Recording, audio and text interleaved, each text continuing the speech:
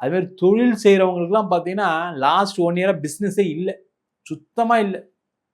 சும்மா பேருக்கு நடத்திட்டு இருக்கேன் சார் கம்பெனியை.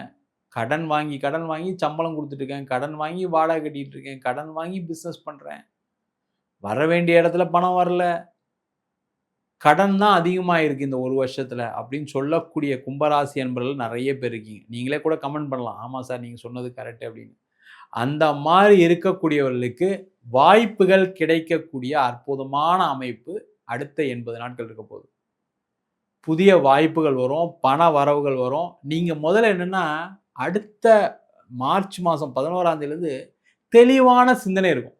நம்ம எதை செய்ய போகிறோம், எதை செய்யக்கூடாது, எதை செஞ்சால் நல்லா இருக்கும், எதெல்லாம் நம்ம வந்து பண்ணக்கூடாதுன்ற ஒரு தெளிவான சிந்தனை பிறக்கக்கூடிய ஒரு நேரம் மார்ச் மாதம் 11ஆம் தேதிக்கு அப்புறம். அதுக்கப்புறம் பார்த்தீங்கன்னா பிஸ்னஸில் நீங்கள் பண்ணக்கூடிய விஷயங்கள் எல்லாமே சக்ஸஸ் தான். நீங்களே யோசிப்பீங்க,